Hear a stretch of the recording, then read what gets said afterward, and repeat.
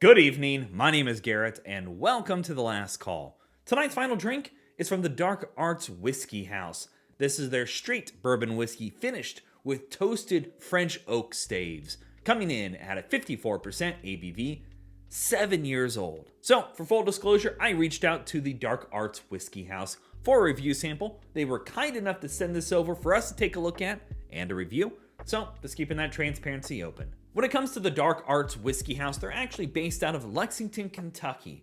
And with this release, they're sourcing this from Indiana. So, most likely MGP. And if it is, there's nothing wrong with that. MGP makes some damn good whiskey.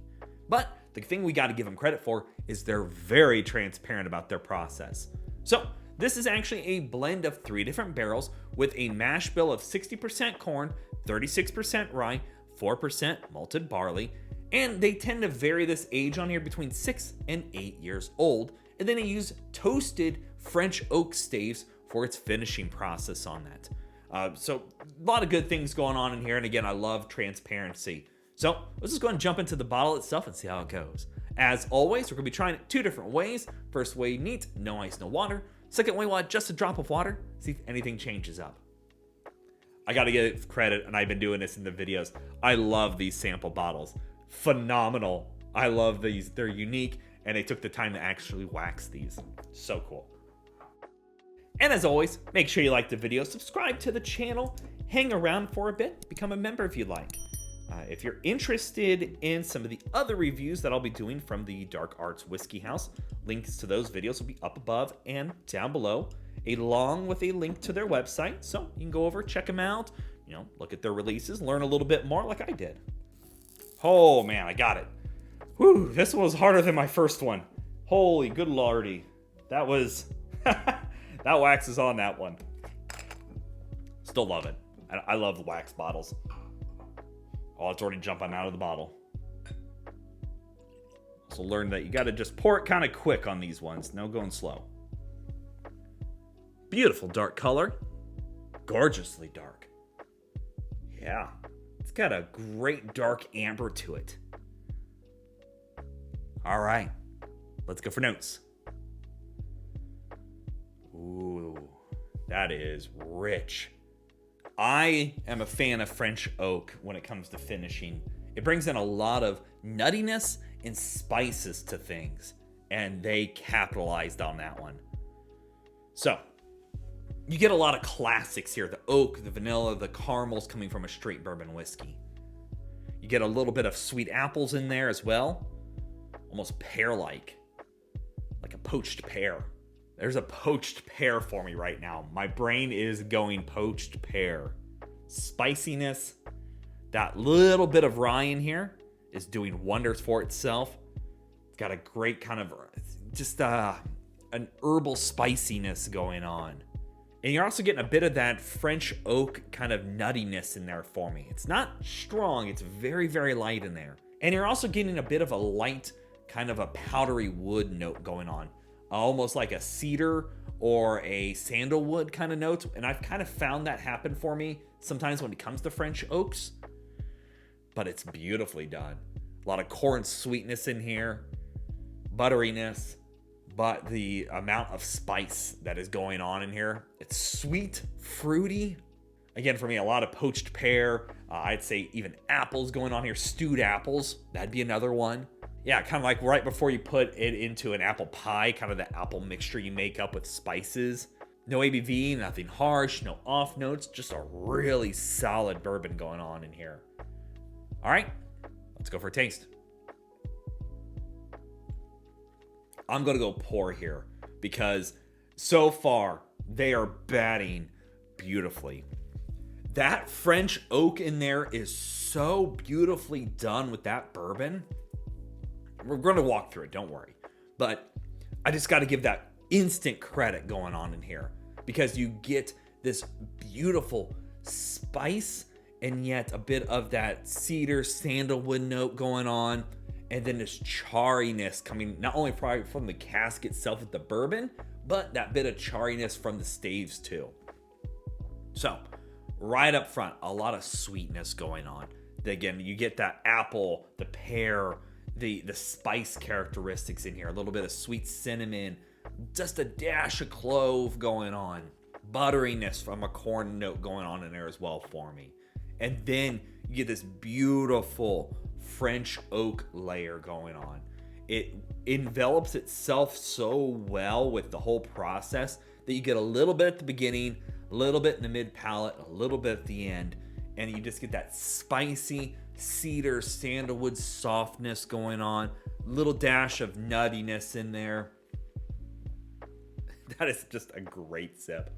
A little bit of brown sugar from the bourbon itself going on now for me. Honestly, this is an example of a great daily drinker. If you wanted something with a bit of character, but something that was still recognizable as a solid bourbon whiskey, this is it. That French oak finishing, I'd be curious how long they finish this one for, just because that is phenomenal. It's just got so much bold characteristics going on in there that I could sit here and probably keep drinking this sip and not think anything of it. The proof point's precise. It doesn't have any ABV, no harshness, no burn to it. And it lingers on the palate for a finish that is just phenomenal. There's a lot of sweetness going on in this one. And to be honest, that 3-barrel blend they're using, who's ever doing that, keep up the great work. That is a great sip. All right, let's add a little drop of water, see what changes up here. Most of the time, kind of just helps us find additional notes. Might be a little bit more easy going for people new to whiskey, so we always try that out. Because as always, it doesn't matter what you drink or how you drink it, as long as you enjoy it. All right, let's go for notes on the water version.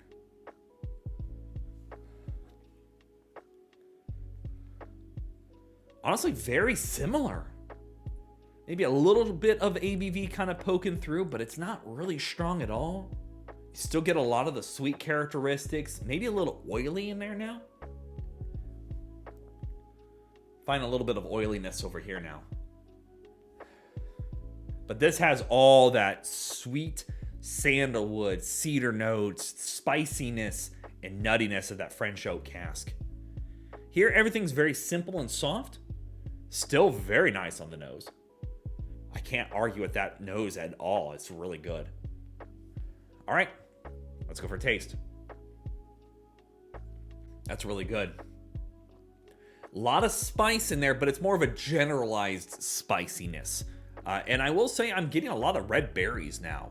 I would say like raspberry, blackberry, even a little bit in there. Kind of a melody of berries going on. Kind of like that. The corn notes do show up a little bit more in there. Not a bad thing. It's not that it's off. It's just really solid on nose. Just a little more present, I guess, is the best thing to say.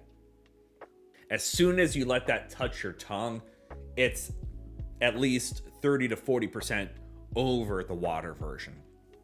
There's just so much more character going on instantly. As soon as that drop hits your tongue, you can tell all the complexities this one's going to bring across. Where here, just goes very simple, very soft, and really approachable in my opinion. All right, let's talk about market price, because we all know market price is market price, and it's always going to vary. So a full bottle of this usually costs about $90. And to be honest, I don't disagree with that pricing at all. It's a beautiful sip. Solid age statement. They're going through a finishing process. They're being transparent about things. And they sourced really solid whiskey. And I think that with that finishing in there really takes us to another level. I got to give that credit. That bit of French oak spiciness, the wood characteristics, the charriness that those extra staves are bringing across are doing their job to a T. Highly recommend this sip. If you find this in a bar or if you're out and about and you see this bottle on the shelf and you're a fan of French oak finished products, grab it. Even if you're not, I think that is an experience that you need to have, and it will change your mind on French oak finishing. And again, if you're interested in learning more about the Dark Arts Whiskey House, a link to their website will be down in the description area below. Go show them some love. So yeah, there you have it, folks. Dark Arts Whiskey House, straight bourbon whiskey finished with French oak staves. If you have any questions about the bottle itself, let me know down in the comment section below. I will do my best to answer it. And if you have any specific spirits I should go looking for, Also, let me know down below. Love doing these reviews and sharing with you the experience at home. And as always, may your last drink of the night be the best one.